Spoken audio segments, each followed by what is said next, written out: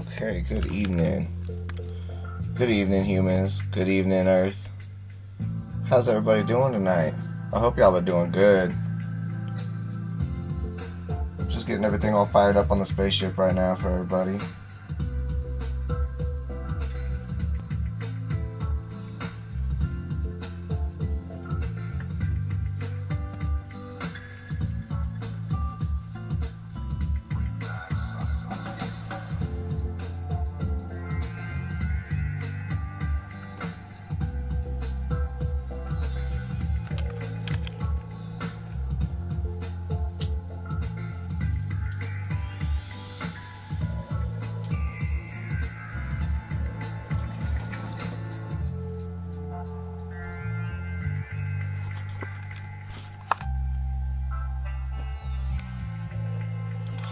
Alright, we got some news to get into tonight. Got some stuff to share with the world. Alright. So, let's go ahead and transition in here so we can go ahead and get to it. Get it cracking. Like the new exchange. In fact, no. It's just like the exchange that like opened back up after it had a crap load of problems. That exchange.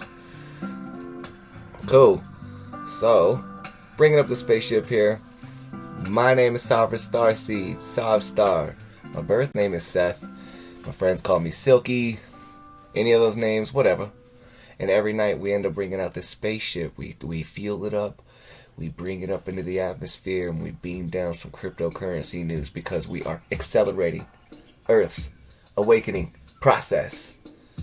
And I feel that it's very important for us to be getting the cryptocurrency news out to each other every night. So, with that, we do this every night at 5 o'clock Universal. I also I'm a variety streamer, so you'll see me just streaming IRL, streaming video games, but I also really like to read esoteric knowledge out of books to people as well.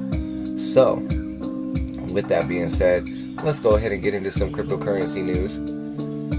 First of all, I just wanted to go ahead and say, let's see. Oh, transitioning back. My bad, y'all. I like to say, just at least one or two things that I'm very grateful for every time that I start a stream. And I got that from actually somebody that I was seeing on YouTube, Ryan Berkness. He's an awesome guy that I follow on YouTube. Ryan, if you watch this, you know, you're an inspiration. So thank you so much for your videos. I like them, and I also like how you put gratitude into your videos. So for me as well, I definitely want to follow that trend, and just say that first of all, I'm super grateful that I was able to experience cryptocurrencies without regulations for so long. And then also I'm super grateful that I think outside the box enough to at least experience and take that leap forward to invest money or invest time into something that, you know, may not pay out or may not have some type of return, like monetary gain wise. But regardless, I am grateful that I think outside the box and I'm able to be contrarian that way, because you know, as you can see, being contrarian in the beginning can actually end up starting out to be something that the masses will end up kind of following suit to, you know, one way or another. So I love that, and I also, you know, just wanted to bring that awareness to the fact that I love that I was able to end up playing with these cryptocurrencies without regulations for so long. And I think that's beautiful. The reason why I really want to talk about that right now, guys, is just because if there were regulations on cryptocurrencies the same way there are regulations on fiat dollars, I would not have had the confidence to get in and do what I've done. I would not, and I'm not saying, hey, so let me also just say, I'm not saying that I'm some big dude that does anything huge or anything, right?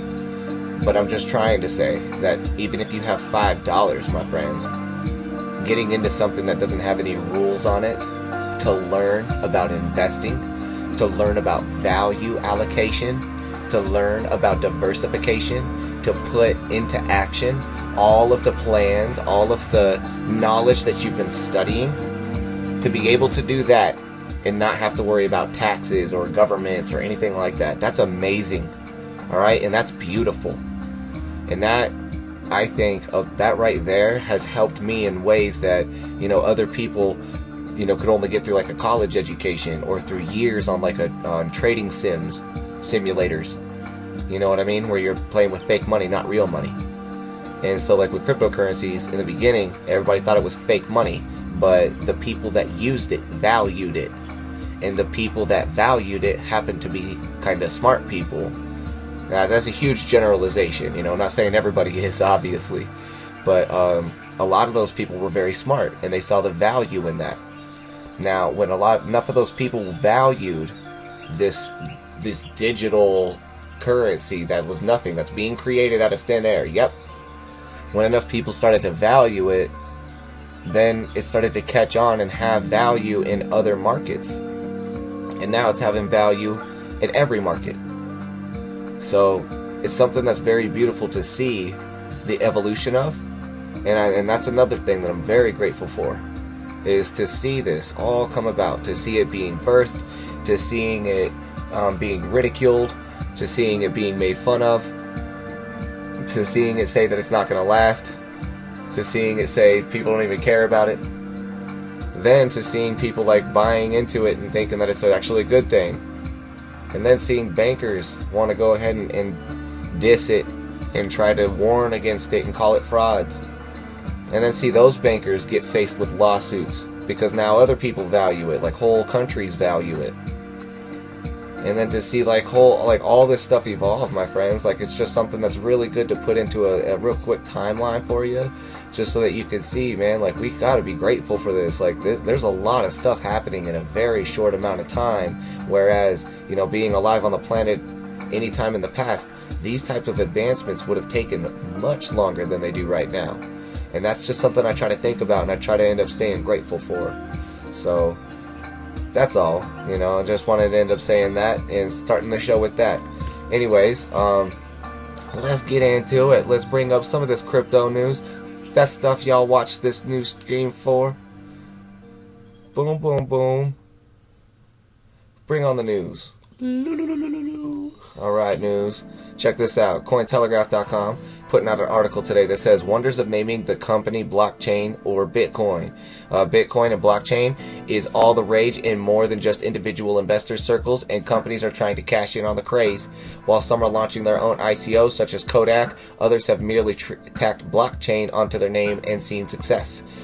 So in a move that seems dangerously similar to what happened in the 90s with the dot-com boom, the blockchain revolution taken on by some companies requires careful scrutiny, as much of it is smoke and mirrors. Speaking of smoke, the cannabis revolution has followed its legalization in a few states.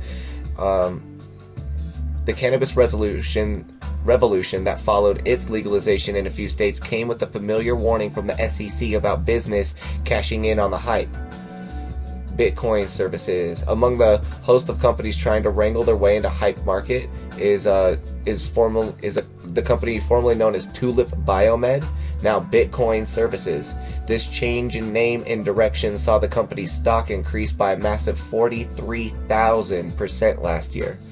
To their credit, the name change came back in 2016 and only took off last year in November with the hype that came with the cryptocurrency market in the mainstream. Bitcoin Services financial filings from around that time offer few clues about the company, offer few clues that the company was doing anything specific to justify the hysteria. The same could be said of its website, which generally lacks press releases and other investor information apart from contact information. So it's not alone. These are a list of all kinds of companies that have changed their names, and they have seen stock prices increase because of that. So just take a look at this. Tulip Biomed is the biggest. You know, it used to be Tulip Biomed. Now it's Bitcoin Services in the USA. It's a company in the USA, and it went up 42,500%. JA Energy, Chinese company, changed its name to UBI Blockchain Internet, and it saw its trading increase by 20,000%. Natural Resource Holdings from Israel has changed its name to blockchain mining, and now its trading went up 12,000%.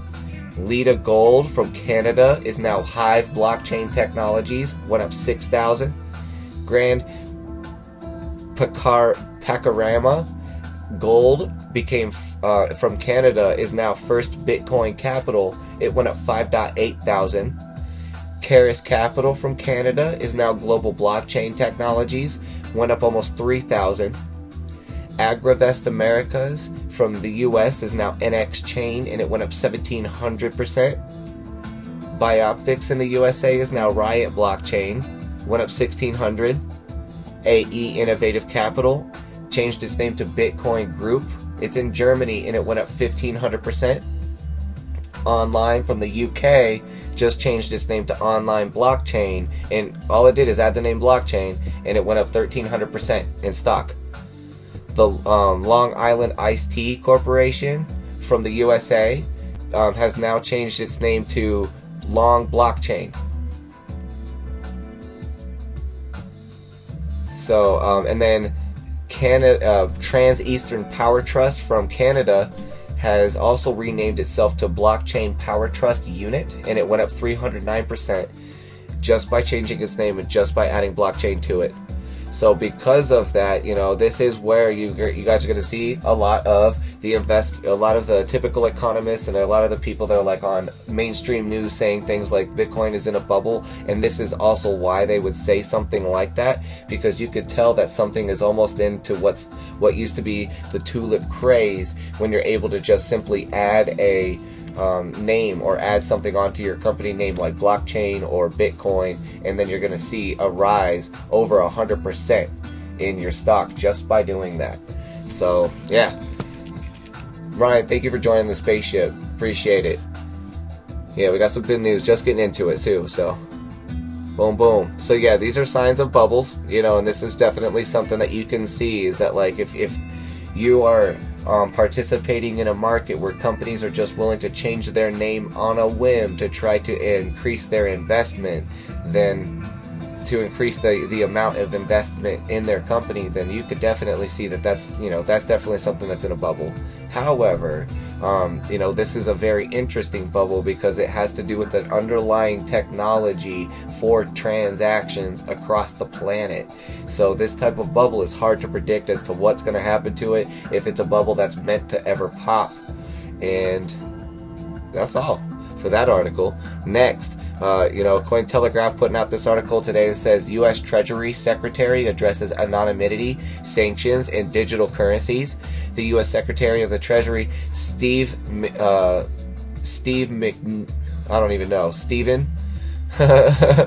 sorry, I'm not even going to try to butcher the last name, made a number of statements regarding the international use of digital currencies at a meeting of the Economic Club of Washington on Friday. The Secretary expressed his concern that Bitcoin wallets could potentially become the modern equivalent of the anonymous Swiss bank account. He intends to work with the G20 nations to offer U.S. tracking abilities in order to prevent such misuse from occurring. He said, quote, "If you have a wallet to own Bitcoins, that company has the same obligation as a bank to know you. We can track those activities. The rest of the world doesn't have that. So one of the things we will be working very closely with the G20 is making sure this doesn't become the Swiss bank account."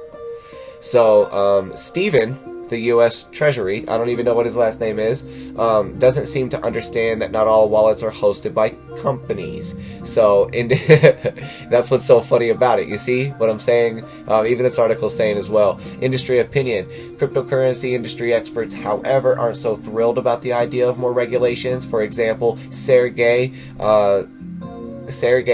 CEO and founder of risk-sharing platform Rega, told Cointelegraph, quote, "I think the regulation already exists for cryptocurrency, but regulation by the community, not central authorities, which is the best type of regulation that could ever exist. Centralized regulation will kill the idea of cryptocurrencies, and without any control from the community, this type of regulation will lead to several problems, including corruption.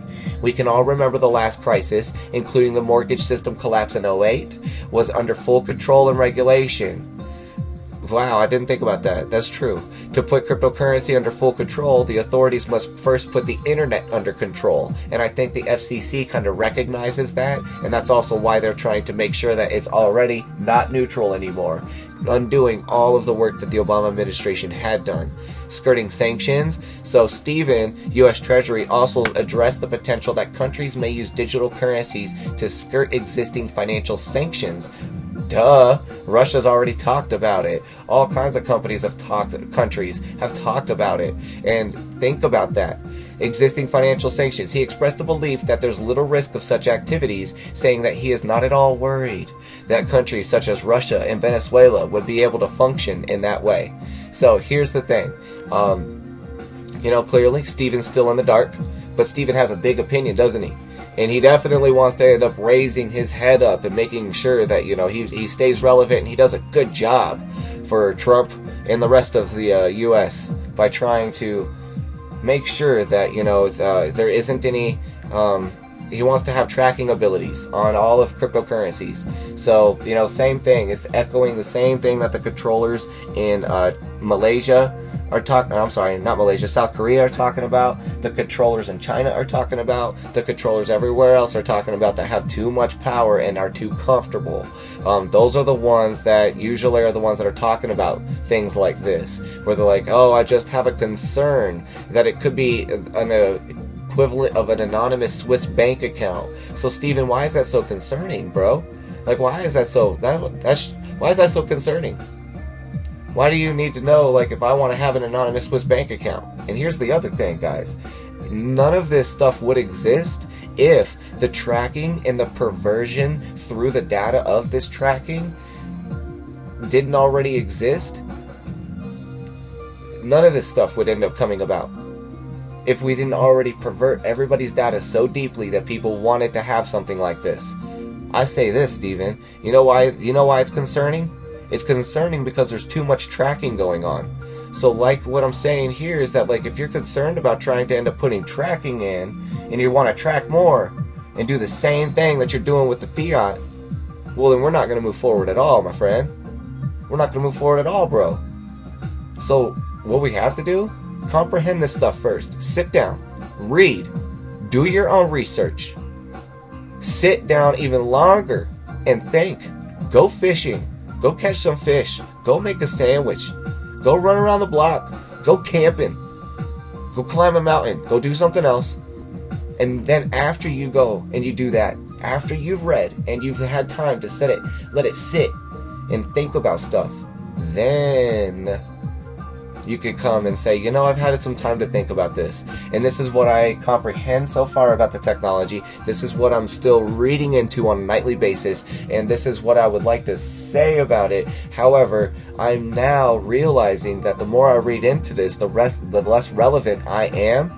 So, like Charlie Lee, the creator of Litecoin, I'd like to go ahead and give up my influence early and make that type of statement. Because if these central authorities start to bow down and step back, then that is the statement that humanity needs. Just an alien, man. I'm just expressing my truth, man. I'm just expressing what I got to say. You know what I'm saying? Heidi from NJ, thank you so much for joining the spaceship. Boom. Checking out them transmissions. Y'all are making good moves. Make sure you guys turn on the post notifications, hit the follow, because we do this every night at 10 o'clock. And it really helps. Whenever you share this type of stuff, so we can get the message out, because there's so much information that's going out there, and not a lot of people are even trying to spit any of this stuff correct. And I'm not saying that I spit it any more correct than anybody else, but I'm just trying to end up giving a balanced view of what this is, my friends.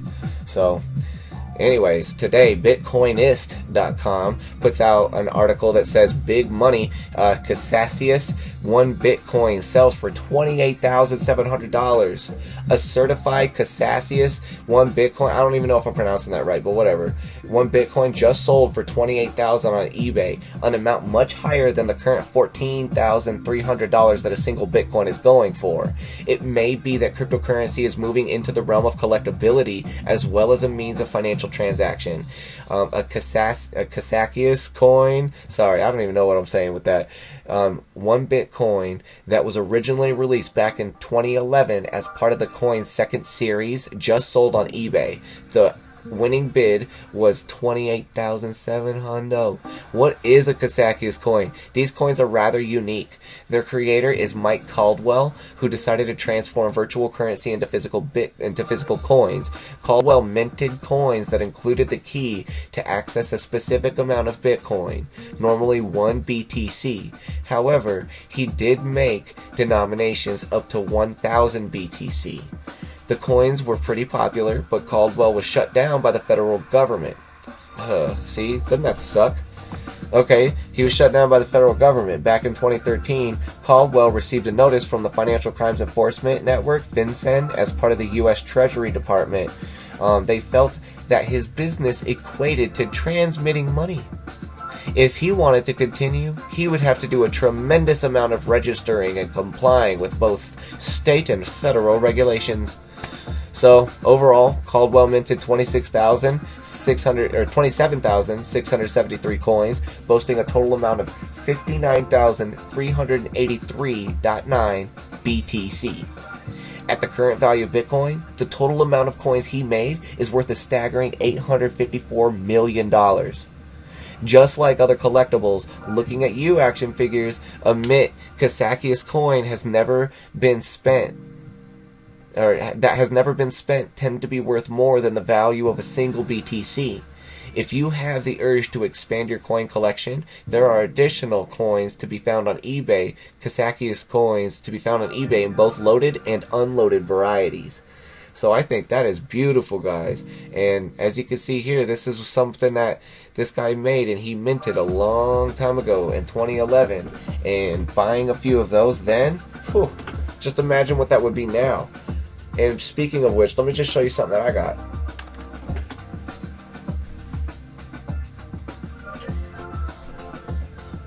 It's not one of them Casascius coins or whatever, however you pronounce it, whatever you kids call it nowadays. But check this out. It is, you know, just a straight up like gold-plated Bitcoin, and it's beautiful. But it's not like a whole Bitcoin, and that crack in it is from the case, from the plastic case. But yeah, isn't that beautiful? And like, it's not one of those coins, but it's definitely something cool to end up seeing, and it's something cool to hold so that you can, like, you know, be like, hey, you know, this does have intrinsic value if you have to have that. Which, you know, there's nothing really wrong with that, but like, there's a lot of things that are moving beyond that.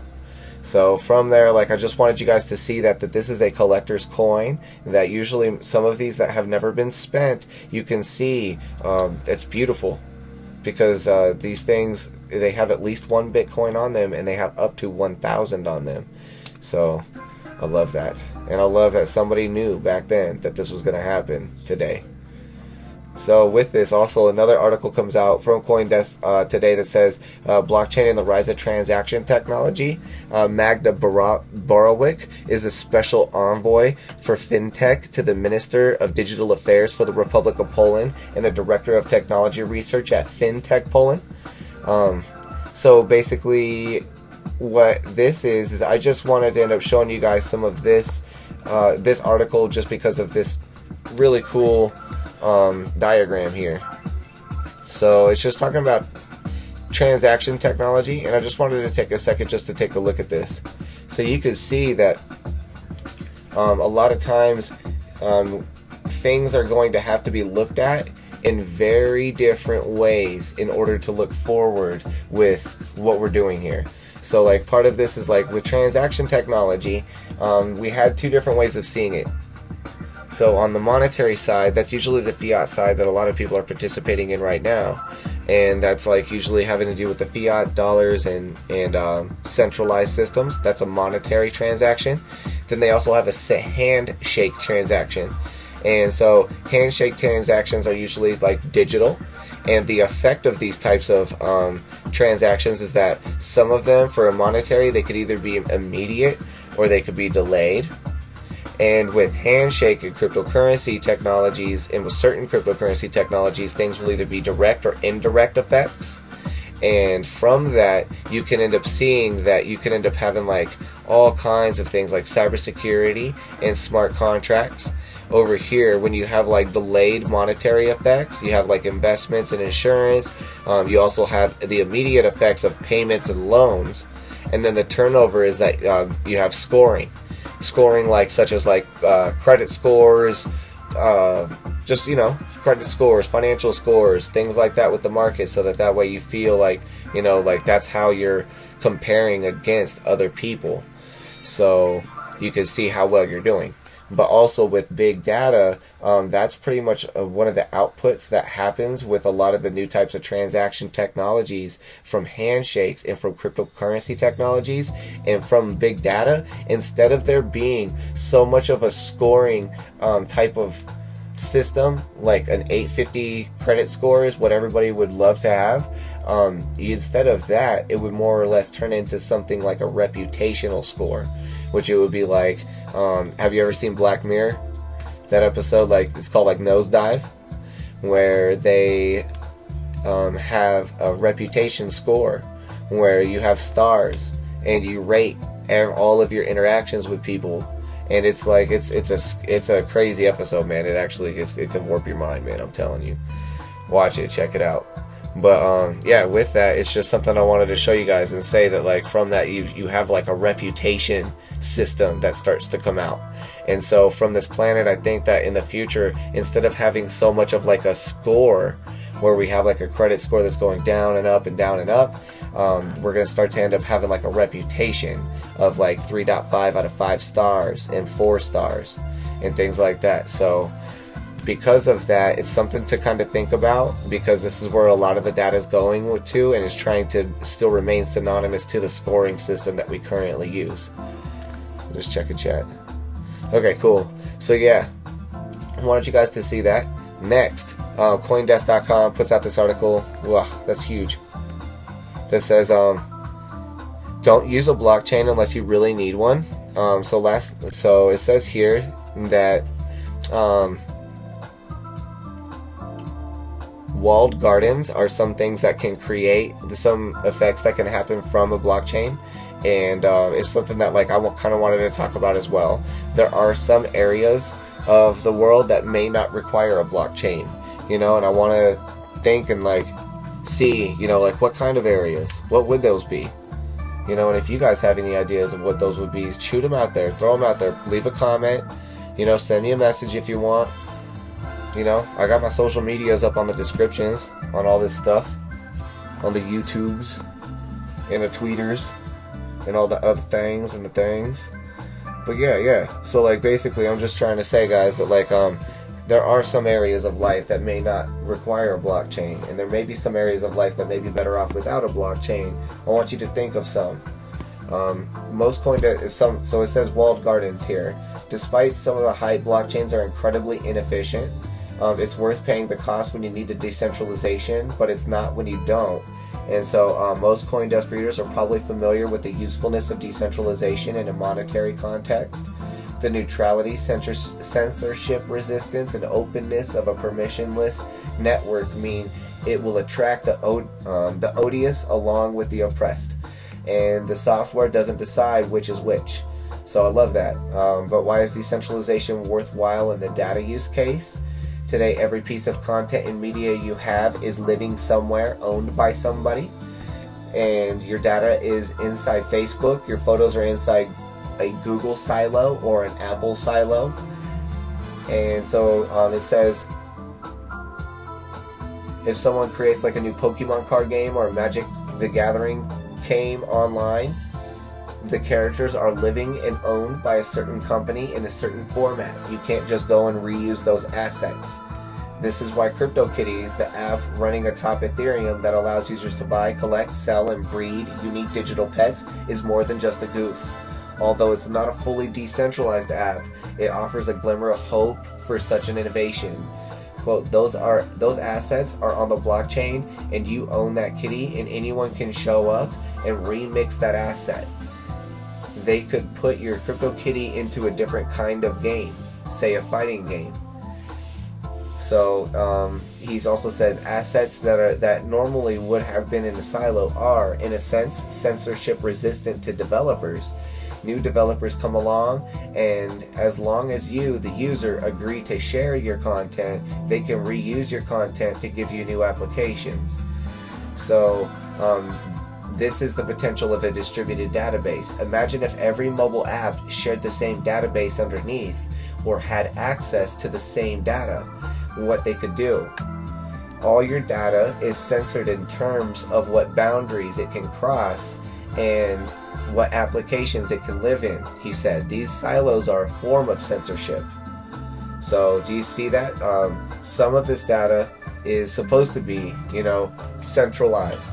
Some of it is supposed to end up being just like stored in little areas that you wouldn't want to end up having available on a blockchain.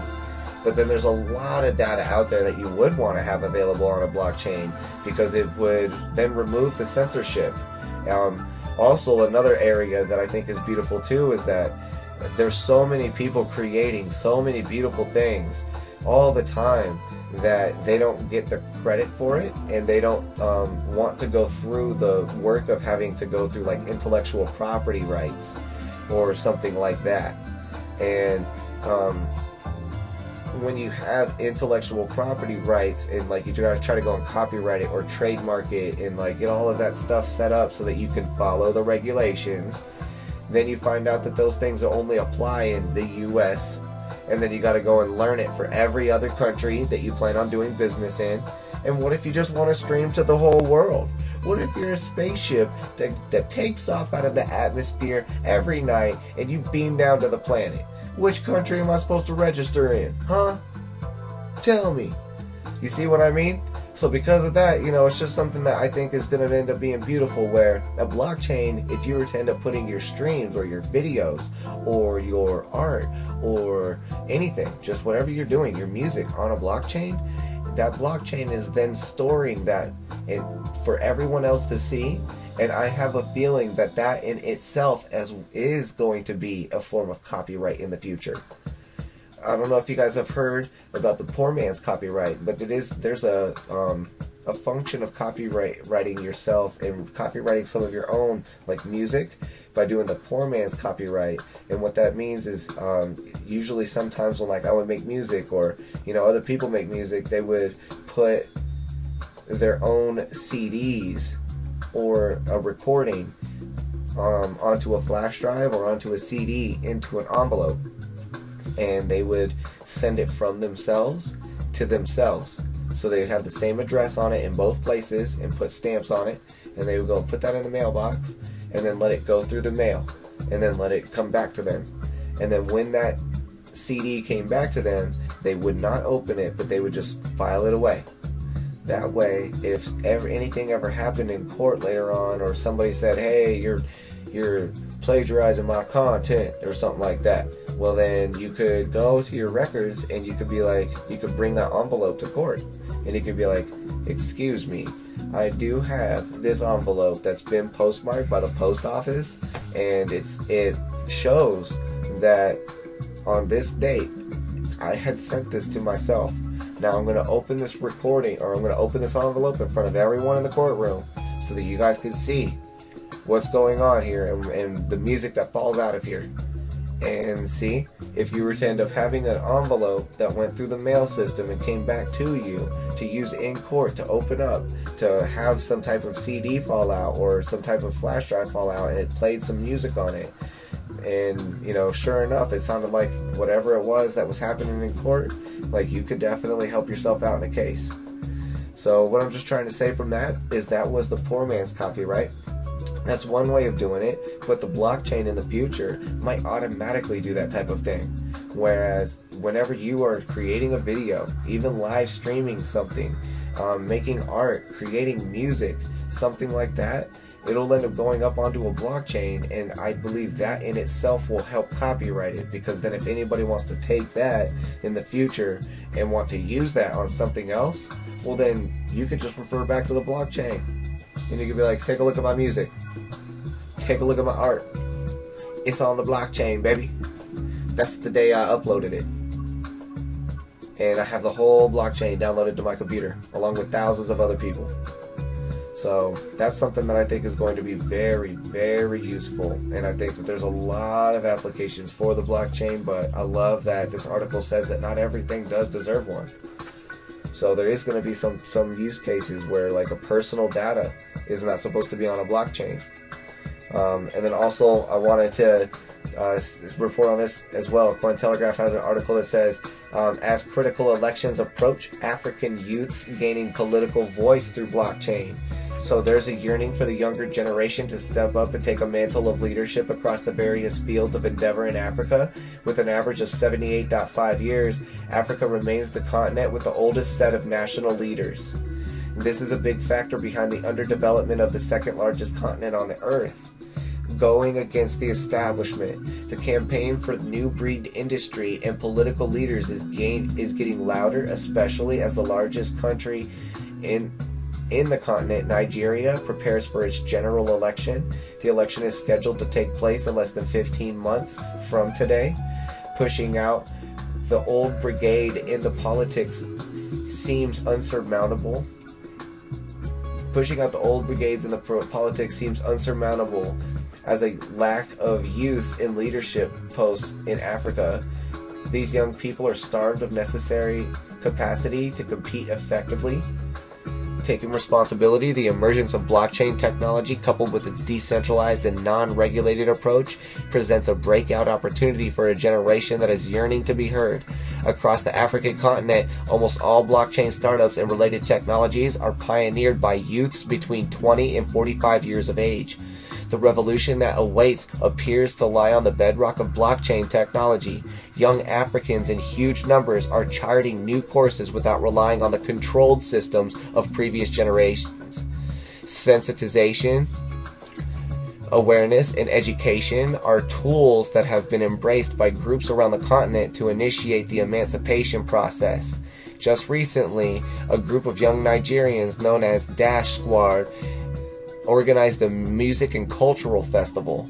The two-day event, which registered about 800 attendees, involved performances by local artists, but increasing awareness about the digital currency Dash was the crux of the matter. Participants had Dash wallets set up on their mobile devices and were taught how to transact with tickets and prizes denominated in Dash. Event organizer, I'm going to try it. Aluwa Michael said, "We opened a total of 300 new Dash wallets and also sent each of them Dash worth about $5, which everyone used in buying food, drinks, and wares at the event. We also trained over 50 vendors that came for our event on the benefits of Dash and how they can send and buy Dash. We introduced Dash to the local artists that came for the events, and all of them were paid in Dash. Just 2 decided to sell some part of their Dash." So that's pretty cool. So a gradual but steady revolution. The Cryptocurrency Development Initiative of Nigeria, CDIN, led by Adeolu Fideli. I'm sorry if I'm mispronouncing any of this. No disrespect. Is another group that is comprised mainly of young Africans focused on blockchain as a tool for development across Africa. Having held its first ever conference in November 2017, the group is involved in various educational and awareness programs. It is also set up to collaborate with government agencies and professional institutions towards realizing blockchain implementation. So that's really cool. Other groups helping young Africans to find their voice include eBitcoinix, led by Nawaf Abdullah, and Blockchain Nigeria user group founded by Chimezi Chuta. I'm sorry if I'm mispronouncing any of that, no disrespect. The fact that it is taking so long for the younger generation to find relevance may not call for so much celebration.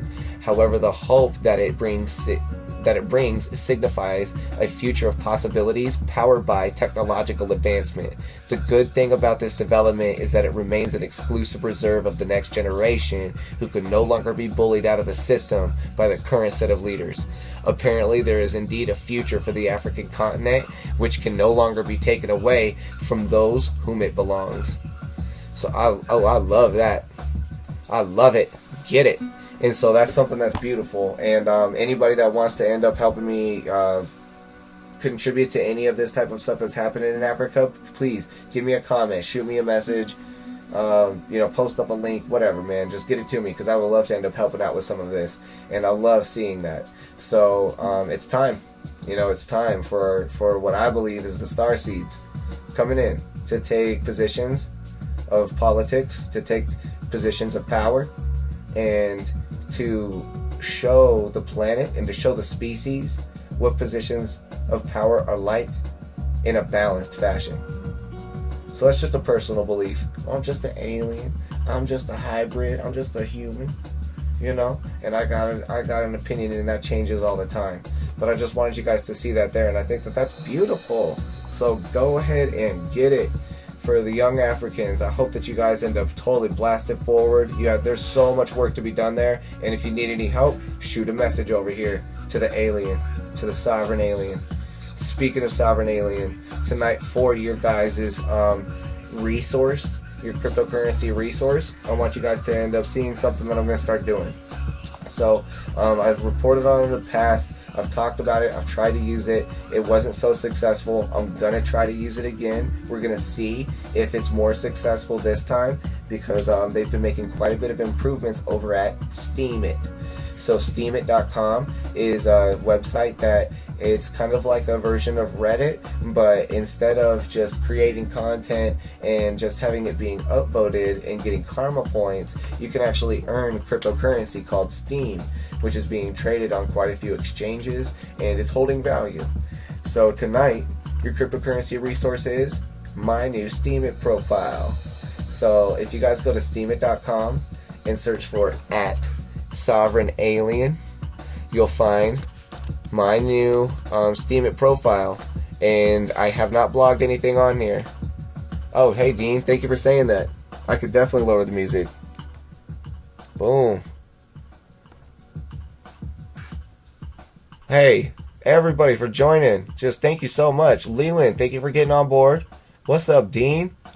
How high could Cardano reach in its peak, do you think? It's hard to say, man, because there's going to be other coins that are going to enter the space that are going to try to be direct competitors to Cardano, but all I can say is that it has value, and for me, it's just kind of like, you just wait for it to dip and buy a little bit, and that's it.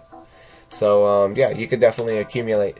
And so, yeah, I got the music lowered a little bit. Tell me if that's a little bit better. Thanks for rejoining. Ray's up on the spaceship. Appreciate you, bro. Appreciate you for getting on board. Nice. Now let me go ahead and post this link up. Yes, you're welcome, my friend. Of course, dude. Thanks for calling it out. Y'all calling this out, making the streams better. It's all helping. I don't have any way of like being able to give back right now, but just know that it's going to happen. So there's my new profile. That's the resource tonight. So tomorrow I'm going to try an experiment. I'm going to try to stream on this. I'm going to try to stream on Steemit. We're going to see what this is like. I'm going to... Here's what I'm going to do. I'm going to end up trying to stream on it. Probably actually even maybe later on tonight. If things are successful, then I will report back on it on here tomorrow night. And I will say that, you know, tomorrow night, if it's successful and I like how it goes and it doesn't add a whole bunch of work to what I'm already doing, because, you know, believe it or not, these streams are not just like 3 seconds and I can pop them on. Like, it takes a little bit of work to get this stuff set up. But if it doesn't add too much work to what I'm doing, then I might end up having tomorrow night be my last stream here on Twitch. And I do want to end up starting to contribute to Steemit. And one of the big things that's really cool about that is that I would be streaming directly to a blockchain. I would be just streaming directly to a platform that you guys can see that it would be hard to censor from what we just talked about. And so when I can see myself doing something like that, then yeah, now we can end up having a platform where we can really get free, where we can really have fun. So from that, I just wanted you guys to see that as a crypto resource tonight. The new profile, Steemit. Make sure you go and follow me on there. I will be posting on there. I'm going to start doing things consistently every day, friends. Just kind of like how you've been seeing it, you know. And with that, that's it. That's it for the news, fam. I appreciate you guys. A whole lot. I'm gonna go ahead and fade out here and just say that, you know, everybody that joins these type of streams, man, it means a lot to me, and I hope that you guys are getting something out of it. You know, in the future, I'm gonna ask you this question. I'm gonna be like, what's the best thing you got out of any of these streams that you watched on this channel? And then, like, I'm also gonna say, like, if there's one huge area, if there's one gaping hole of, like, feedback that I need to have, if there's like a gaping hole of weakness of my streams, besides the music levels, I gotta figure out how to get the music levels correct and consistent. But if you guys see like a huge area of improvement on that, I'm gonna ask for that as well, because I'm here to try to make it better, you know. And some people, they don't have like the best internet connections out there. They don't, you know, wherever this is broadcasting to, some people may want to see this on like a very, very slow internet connection, but they love the info that's coming out. And so by you guys critiquing it and telling me how to make it better and what parts suck and what parts don't make sense, like, it makes it better. So I appreciate it. Anyways, yeah, super grateful for you guys. You know, and I'll be back tomorrow just to report on my what's going on with DTube and how I've been streaming over there on Steemit. You guys will see my post going up on the blog once you follow me on Steemit. And then after that, you know, we may end up continuing on Twitch. We may continue on Steemit. Either way, it's not going to stop. So we're going to keep going on with some of this stuff. And yeah, I got some really cool stuff for you if the Steemit thing does end up working out. Because then if we're not censored, holy cow, is it going to get amazing. Appreciate you guys. Thank you all so much. I'm going to let the music play for another 30 seconds. Gonna fire a little herb. Relax. And this is Sovereign Starseed saying goodnight to the humans of Earth.